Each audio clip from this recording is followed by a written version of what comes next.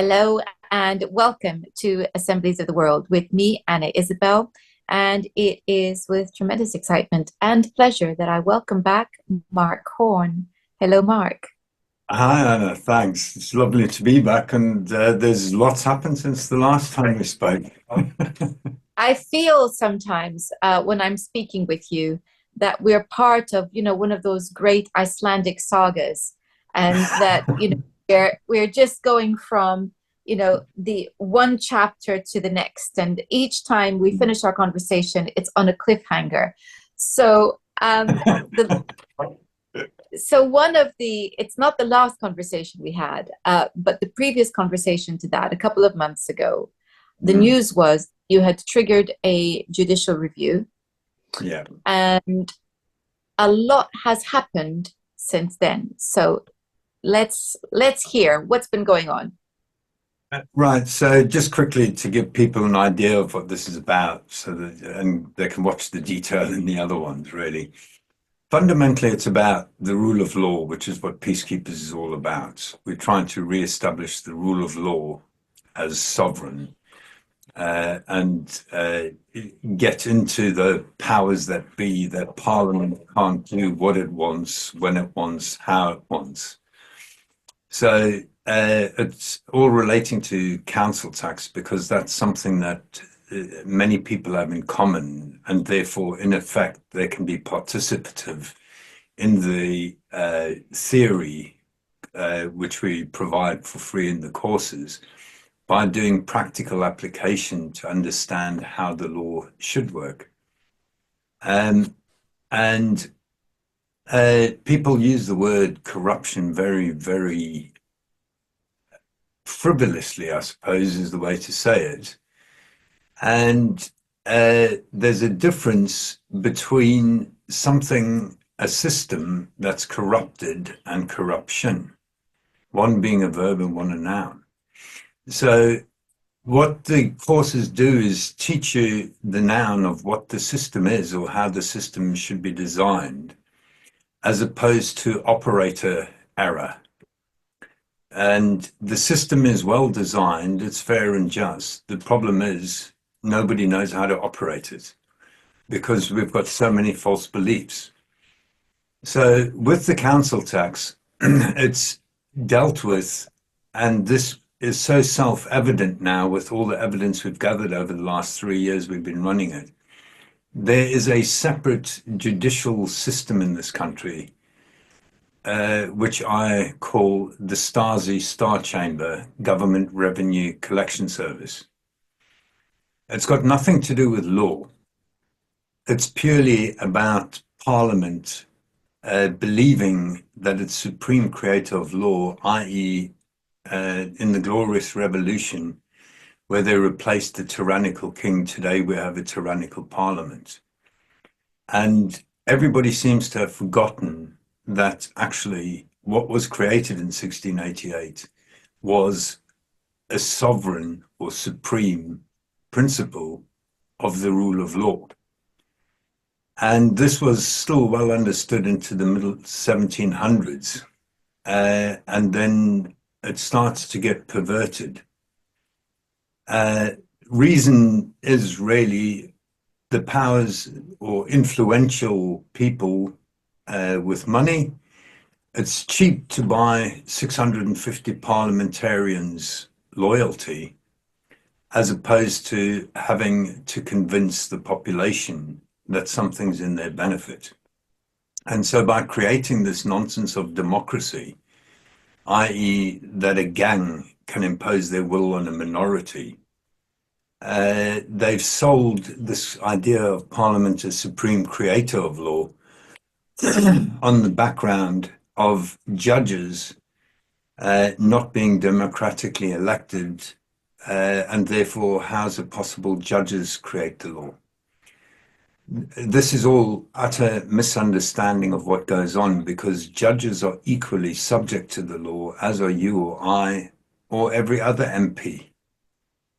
So at the magistrates' courts, we've brought in council tax to, like I say, as a tool for people or a vehicle for people to implement and understand the theory of what should be going on, and gathering evidence of what's actually going on, and hence Stasi star chambers for government revenue collection. We've also extended beyond the magistrates' courts into the county courts in regards to sales orders and bankruptcy petitions based upon council tax liability orders. And also the evidence is very, very clear that there is a branch within the county court which operates as part of this third judicial system we have in this country, the Stasi star chambers for government revenue collection. So the whole idea of this was really, when we started, we obviously were aware that the system isn't working as it should be.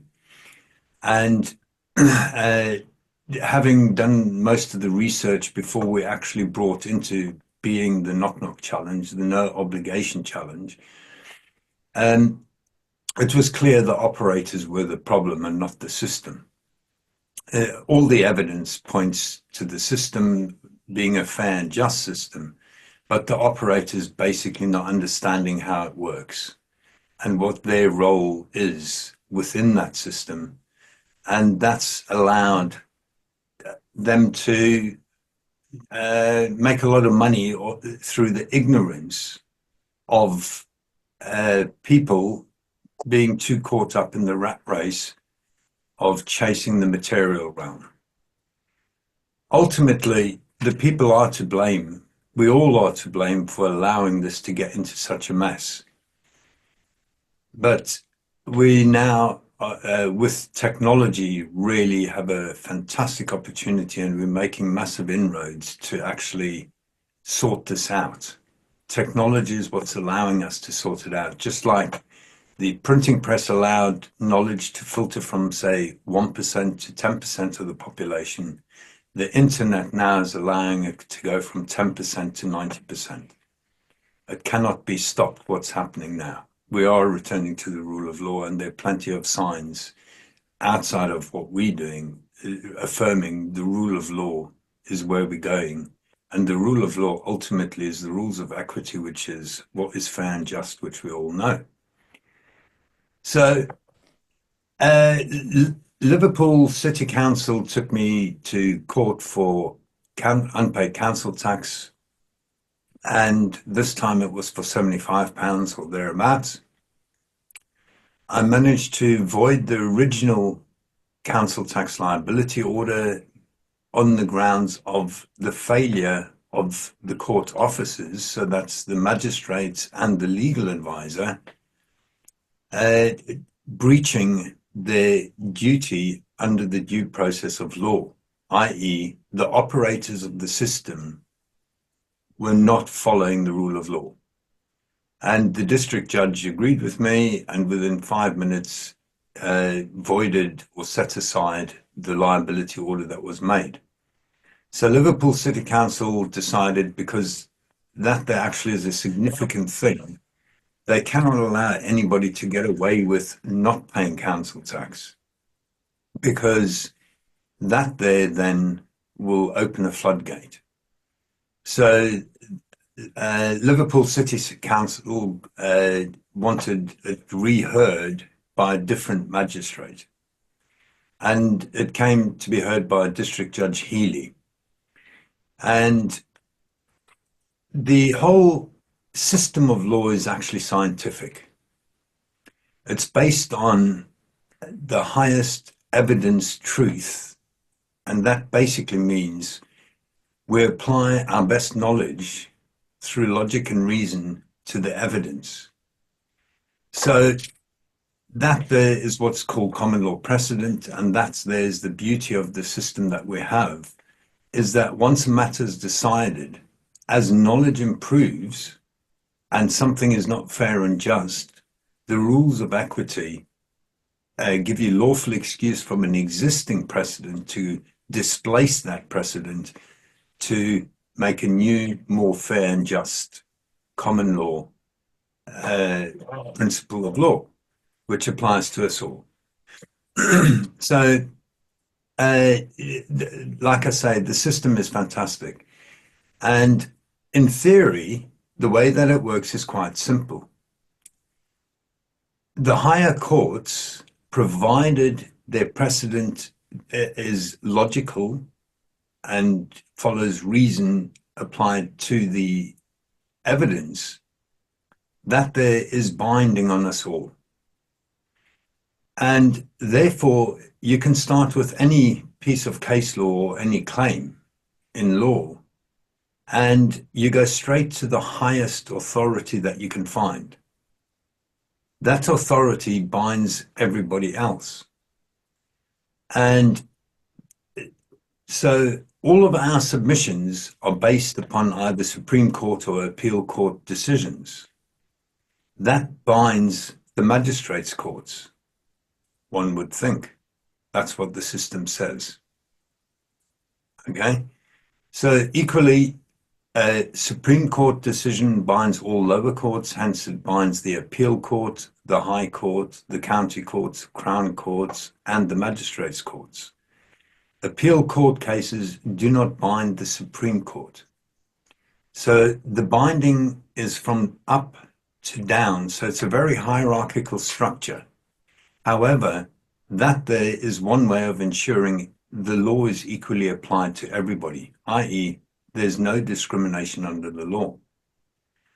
So with these precedents, I put in the arguments, and the only way, in theory, that I can lose is if they provide a higher authority, or they show that the existing authority fails in logic and reason. And unsurprisingly, none of them were rebutted. However, the district judge still ruled against me and gave the council their liability order. Now, this is all about addressing the problem at source. What people need to understand is it's no good addressing the symptom. We've got to deal with the cause. And so the whole cause of this is within the magistrates' courts. We need to sort out the magistrates' courts because that's the start, the causation. So one way of getting remedy from an unlawful decision is through what's called a Section 111, where the magistrates' court, in effect, must prepare the equivalent of a judicial review by stating a case on points of law to justify their decision as to how they followed the rules of the game. There was a clear problem. I must have deleted their refusal to state a case, and that was one of the grounds that we were trying to hold them to account to force them to state a case, so that there's a high court decision which everybody can rely on in the magistrates' court to force them to follow precedent. That's the way the law should operate. So the magistrates alleged that they'd sent me the refusal to state a case back in October, and all the evidence indicates, yes, they did send it, and I must have deleted it or something because I just have no record of it. So that ground is not a valid ground for appeal. However, there are 8 other grounds for appeal, and the magistrate court, because it's their decision of making that liability order, that's what's being challenged. They are meant to be independent and impartial, and therefore they will not object to a judicial review moving forward. However, there's something called the interested party, which is the party which is affected by the actual order, and that was Liverpool Council. So Liverpool Council sent me an email on the 19th of February saying, "Oh, we've just been notified by the magistrates court that you judicially reviewing the decision, and they only had 1 week out of 3 weeks left to reply. I'm about getting to the truth, and so I posted sign for the judicial review application to them, and it was sitting in their internal postal system for 2 weeks, and the guy to deal with it had never seen it yet. So I said to him, look, if you authorize me to give you electronic service, I'll send it to you now, because you've only got 1 week left. It's not about beating them on a technicality. It's about beating them on the rules.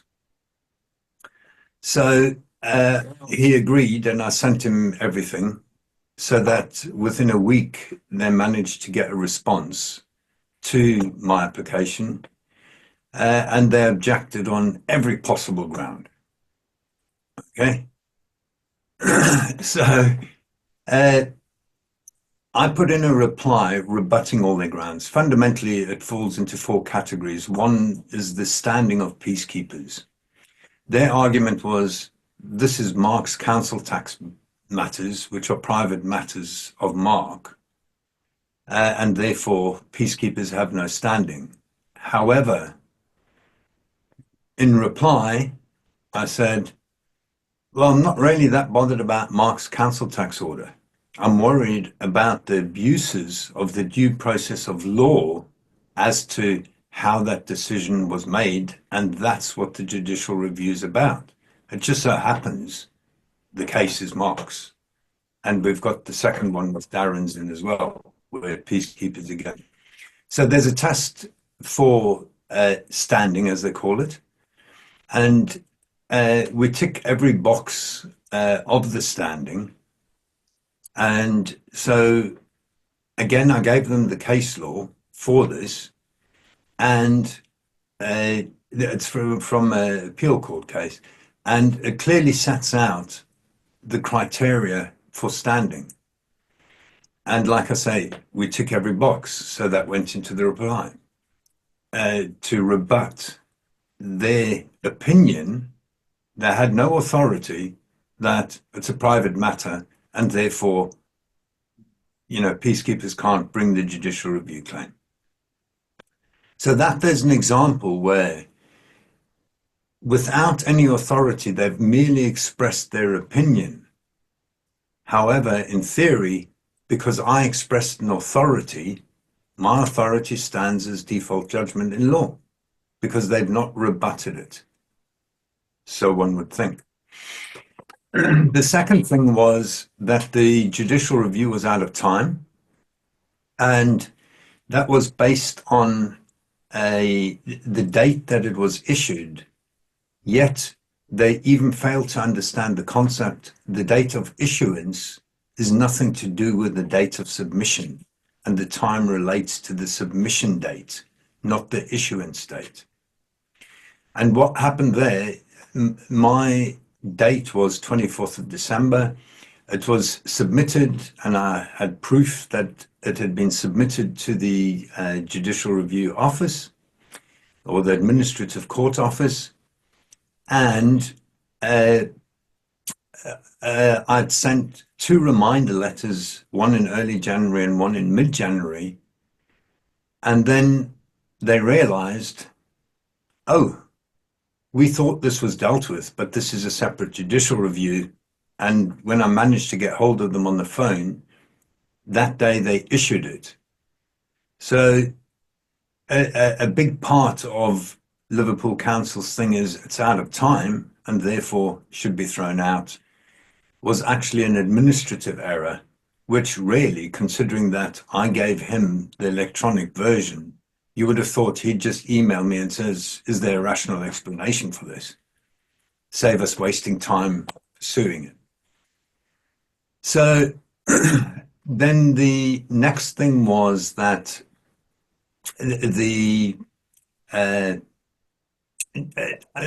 that I, with the judicial review, and I, as in peacekeepers, to bring this judicial review, have remedy in the valuation tribunal.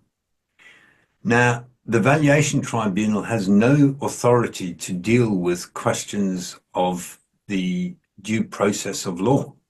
They only have jurisdiction over whether your house should be on the register, well, whatever they call it, and whether it's in the correct band or whether you're entitled to any discounts. They have no authority for whether to judge whether the court actually has followed due process of law. So this was, again, a total nonsense. And then finally, basically, they just agreed with everything that the District Judge Healy, they just said, oh no, he's fine, he did it right, he did it right, he did it right. Yet none of the authorities rebutted any of our authorities. So those were their four grounds, and lo and behold, the judge in the Administrative Court for Judicial Review agreed with them on every point, without providing any authority rebutting my authorities, i.e., in total disregard of the due process of law and the rules of the game. In his opinion, merely thought, right, we're going to get rid of this lot. We agree with the council, we agree with the council, we agree with the council, we agree with the council. So what you have is 7 days then to apply for an in-person hearing. So the first round is basically done on what they call on papers. And then things got interesting.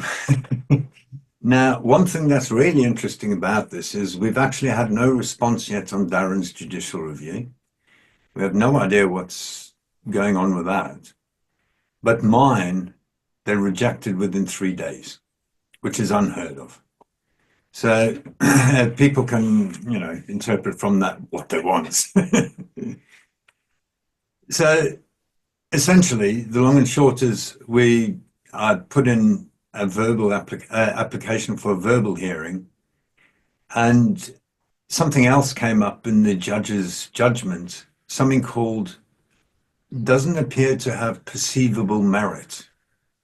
Now, the normal wording is it's either totally without merit, i.e. it's utter rubbish, or it's without merit, where, okay, there might, it's not a strong enough argument.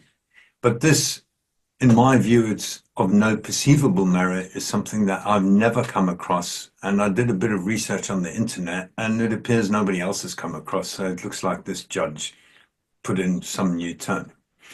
So I rebutted it, and it basically put him, or put the court, with the law and the detail of the standing for peacekeepers, with the admission from the administrative court office that they the ones that delayed the issuance, however, that it was submitted in time.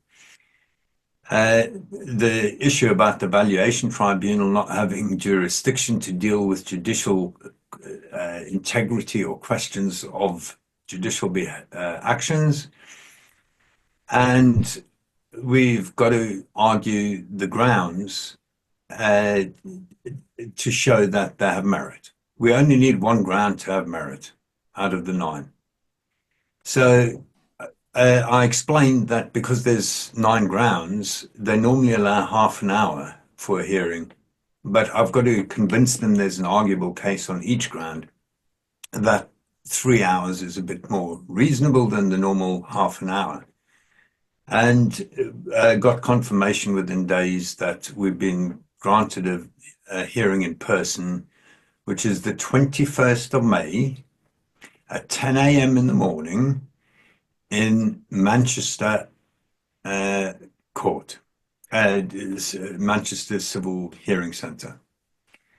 So, yeah, we're back in the game, and it's going to be very interesting because we asking fundamental questions of law, and fundamental questions of what can they do, what can't they do, and about judges failing, in simple terms, to do their jobs properly.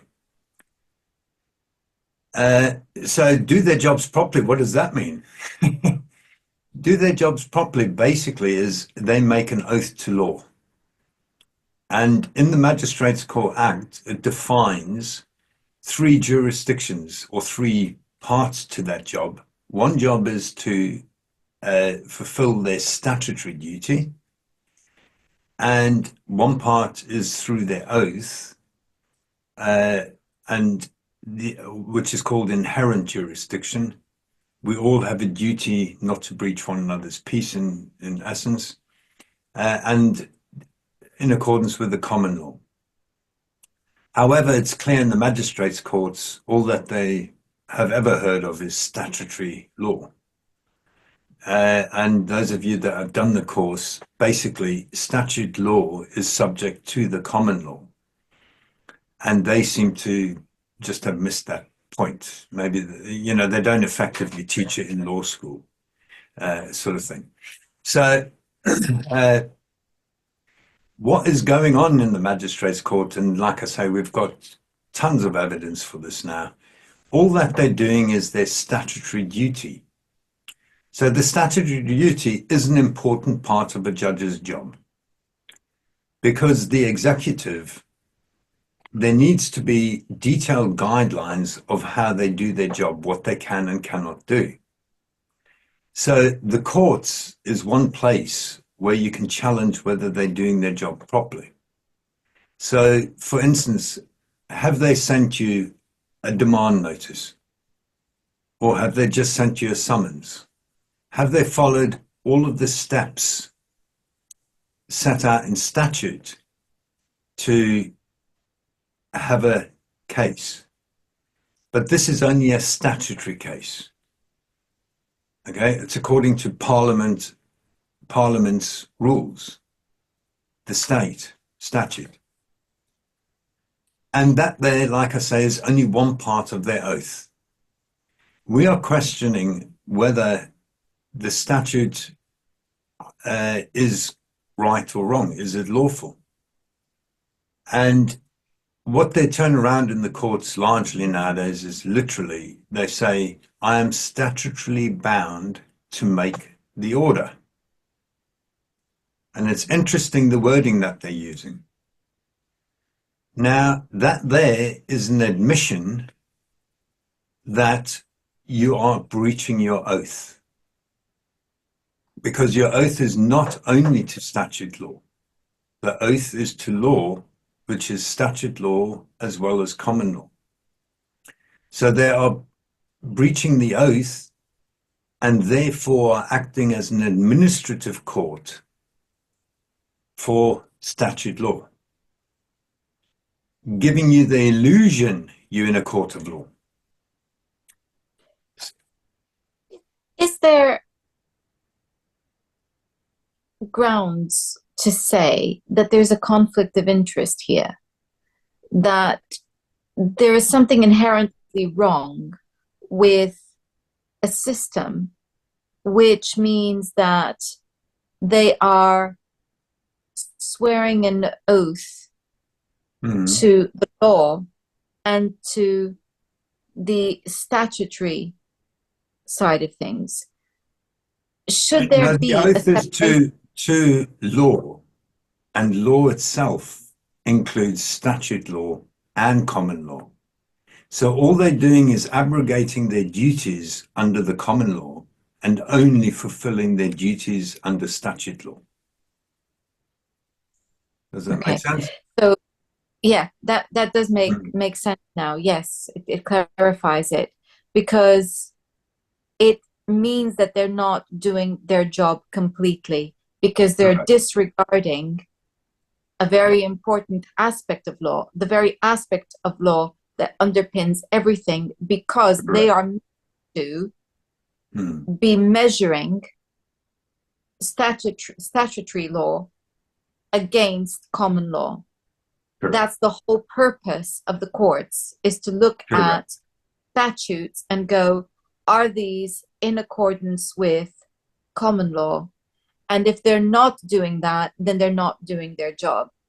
They're only Okay, doing half their job. And this is they're why I only, say the system is good, the oath is to law. The operators are the problem, they're only doing half their job. So the system yes, is not corrupt. It's the operators of the system that are corrupt. The verb, not doing their job properly. The system is not corrupted. The noun. It's not like you've got a hard disk on your computer and you pull a magnet over it, then the system is corrupted. The noun, the hard disk is corrupted, as opposed to the verb, somebody is corrupting it. So the person putting a magnet to wipe a hard drive is corrupting the system. The system itself is not the problem. It's the operator, in effect. well, I think one of the very important things that you stated right at the beginning is that this is about council tax, but it's not about council tax. It's about It's fundamental rule of law. about the rule of law, and the council tax issue is the vehicle that you're using to challenge the way that the courts are actually And educate people and give them practical application of the knowledge. yeah. So I think that's a very important point, because there's a purpose here that goes beyond self-interest. This is about wanting to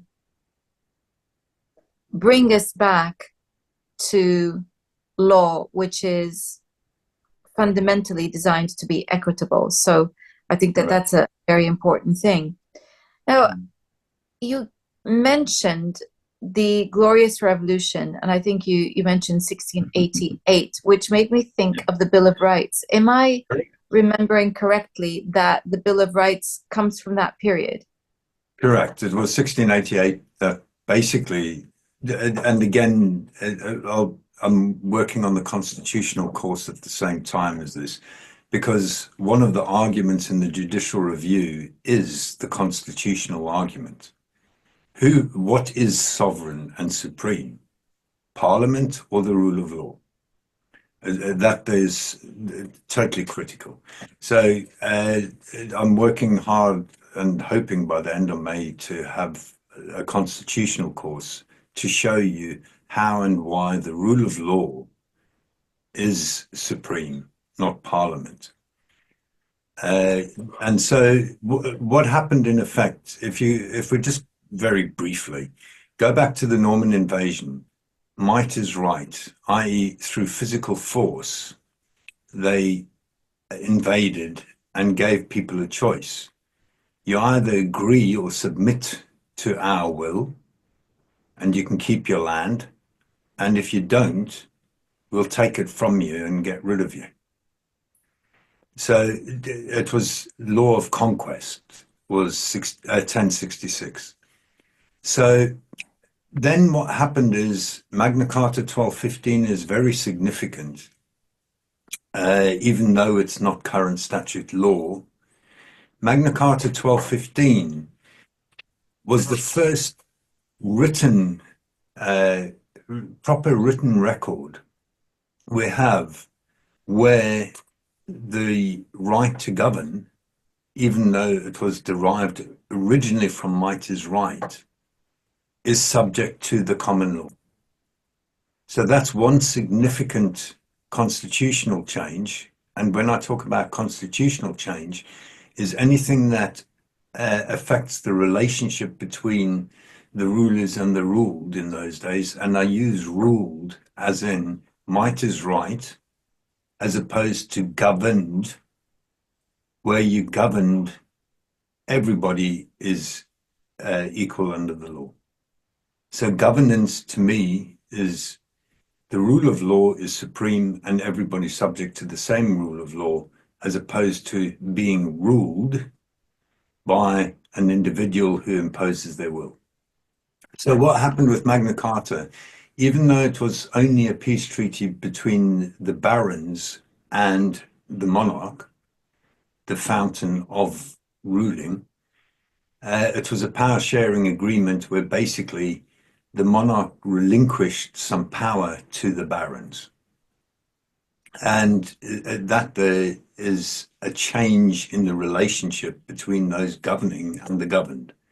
It gave some of the governed, the barons, some power to constrain the monarch. So that's the first significant change. The monarchy submitted itself to the rule of law as equals to the barons. They weren't above the law. So that there's the primary constitutional principle which still prevails today in all our evidence of primary sources. Now, primary sources are documents and judgments as opposed to people's interpretation of them. So, for instance, if you look at Blackstone or Dicey, they are interpreting the documents as opposed to the documents themselves. So our primary sources in this case is Magna Carta 1215, where it says the king subjected himself to the law, even though it was a constrained law of the between the barons and the king. The other significant thing about Magna Carta is it laid the foundations of the independent judiciary. So the independent judiciary, people misunderstand the whole separation of powers is utter nonsense. It's not that you have the judiciary, you have the legislative body, i.e. who makes the rules, and you have the executive, and the executive enforces the rules. The whole significance of constitutional things is it's looking at the relationship between those governing and the governed. So the king made the rules. Okay, they were called statutes or proclamations or many names, and today they're called acts of parliament. Then the executive implemented them, and at the time the king's courts made judgment against them. So what you've got is all three under the king, and that there is what they call, or evolved into what's called the royal prerogative, the right to govern. And really what it should be is you have those governing and the governed, and in the middle you have the independent judiciary. And so the trial by jury, because no man can be a judge in their own cause, and that was already well known thousands of years, that there's the idea of the independent judiciary. And instead of the king's judges judging matters of state against the people, the jury was used to do that. So that was one of the concessions of the Magna Carta 1215. So those are the real two significant, substantial things which occurred in 1215. The monarch agreed to be subject to the same law. Okay, in that case, it was the barons. It was sort of the extent, and then the barons just implemented it lower down the food chain. And secondly, it laid the foundations for the independent judiciary, i.e. two fundamental constitutional principles were established in 1215. These then were recognized and are still current statute law in Magna Carta 1297. So still today, Parliament accepts this, and the courts should uphold this.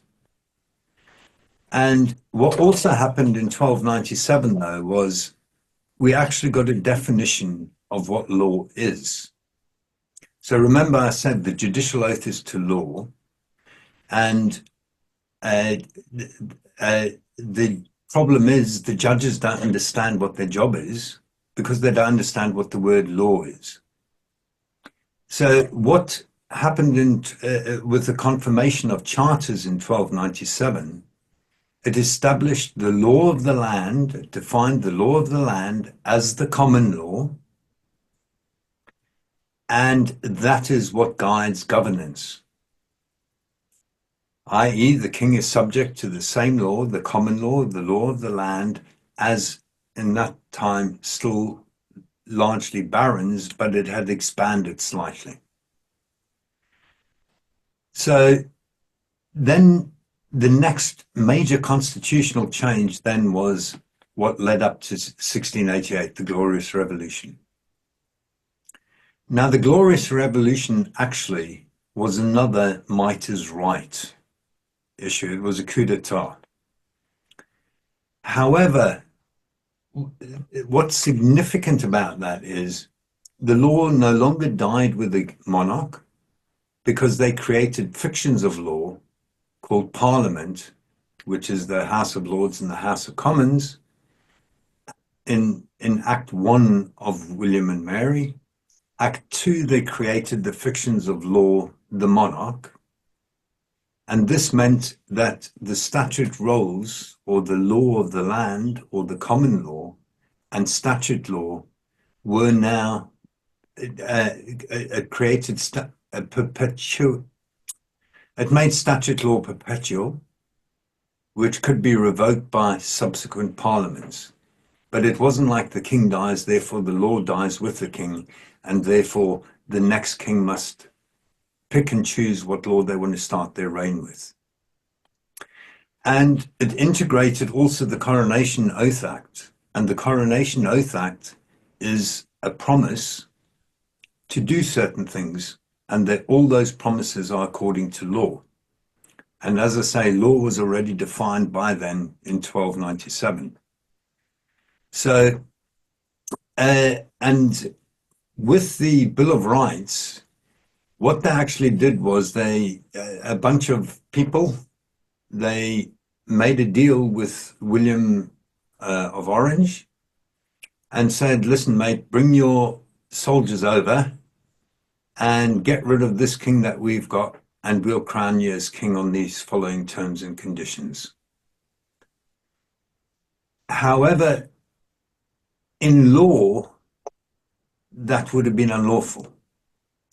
So the way that they phrased it, and very intentionally, they were very careful because they wanted to enshrine into statute law the relationship between those governing and the governed.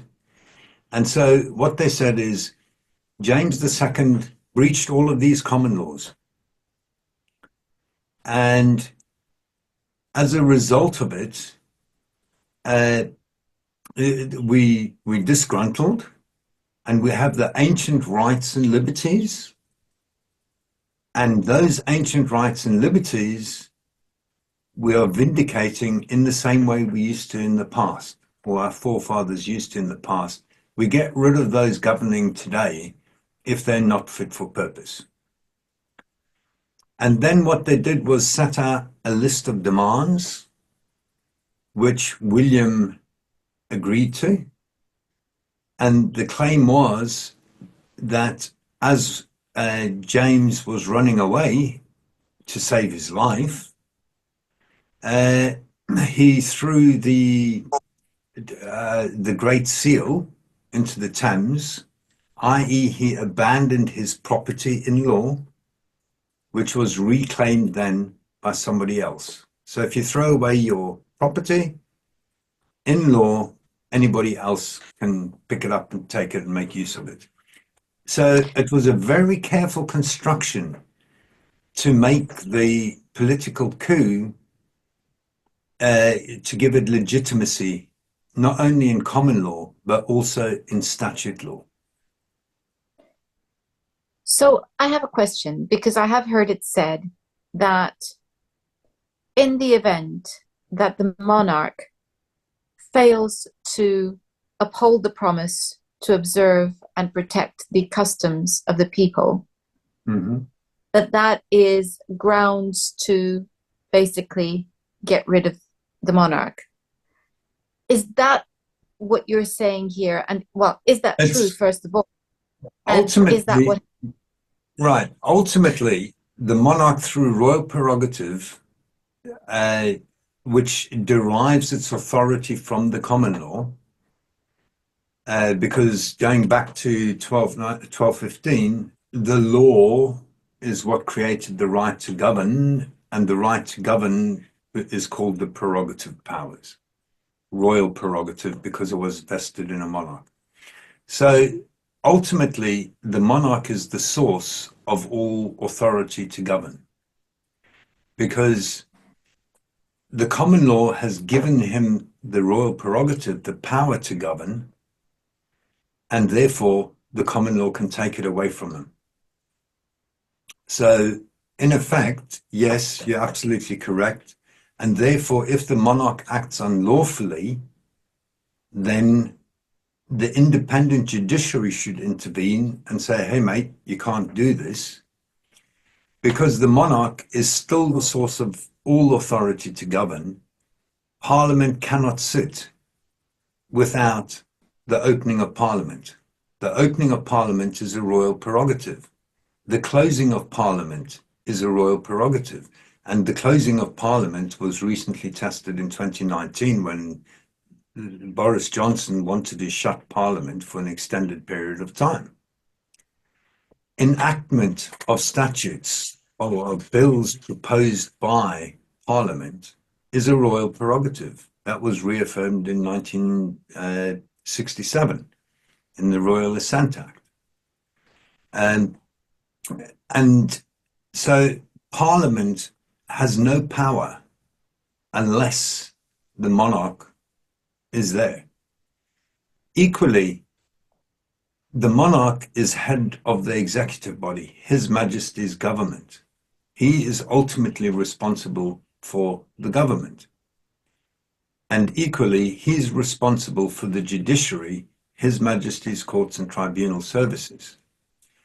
This is created through the Bill of Rights and the Coronation Oath Act. The first promise is to govern using statutes in Parliament agreed upon. I'll come back to that. So using statutes in Parliament agreed upon, I will govern the people according to their respective laws. We create the law in the independent judiciary, the common law, and their customs. So the promise is to govern the people according to their laws and customs, and as further directed by statutes in Parliament. So the statutes in Parliament are defined in the Bill of Rights that Parliament is the supreme legislative body to propose further laws. However, in Article 13, constrained by amending, strengthening, or preserving the law to provide remedy or redress for people's grievances.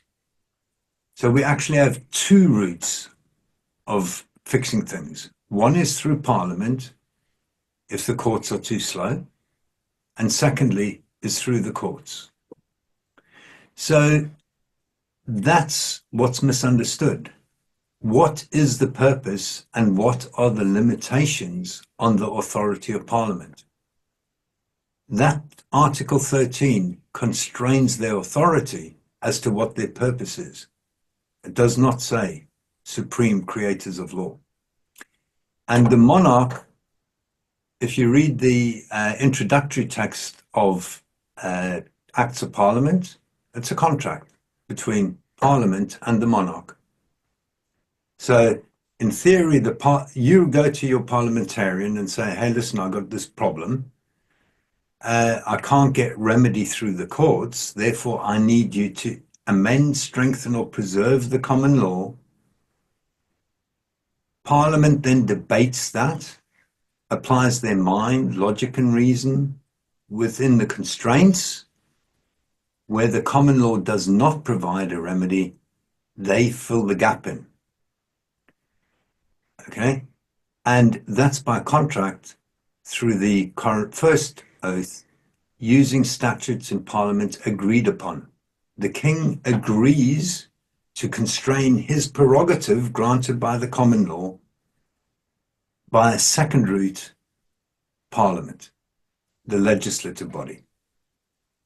So I can hear, people in the audience laughing at the prospect of Parliament doing its job, given that they now believe that they can create law according to their whims and agendas, or even, let's say, foreign agendas, rather than the customs of the people. So this is a very important reminder. Yeah. And I guess you and the peacekeepers are wanting to, I guess, put everything back in its place so that everybody remembers their job. What they should be doing. Correct. Remembers What their they job. should be All that doing. we want is they do their jobs properly. But to do that, Yes. we need to show the public what their job is. Not our opinion of what their job is, but what is written and recorded, which binds them. And so this is a timely moment in which to remind everyone that the Peacekeepers course is free. Yeah, the link will be in the description box. And if people want to do it, how do they do that, Mark? Just go to the website. You can make up your own email address. You don't have to use your real name. None of that nonsense. So long as you've got an email address where you can use to sign up and confirm that you've signed up, that's all you need. Call yourself what you like. However, ultimately, at the end of the day, we should all be open and transparent about it. We should not be living in fear. We should be quite happy to openly discuss things and express our opinions without fear of reprisals for essentially freedom of speech, because that's how we learn to articulate our thoughts. So, And free. and the website, it's free. So, and the website is? Yeah, it's Peacekeepers, one word, peacekeepers.org.uk. The link, as I say, will be in the description box. And I think that certainly in my lifetime, never has this been more important. And I think it hasn't been more important for, I think, a few generations. Since 16, well, since probably the mid to late 1700s. They still understood it then, and all it is now we've got to actually relearn the lessons of our forefathers, because if we do not learn the lessons of our forefathers, we have to experience it ourselves. We've got to crash into the brick wall just like they did. So we have a choice. Well, in that case, everybody, you know what to do. It's peacekeepers.org.uk. The link is in the description box.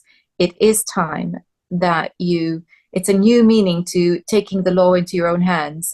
It means actually learn what you need to do in order to make sure that the law is being upheld and is working for the benefit of us all.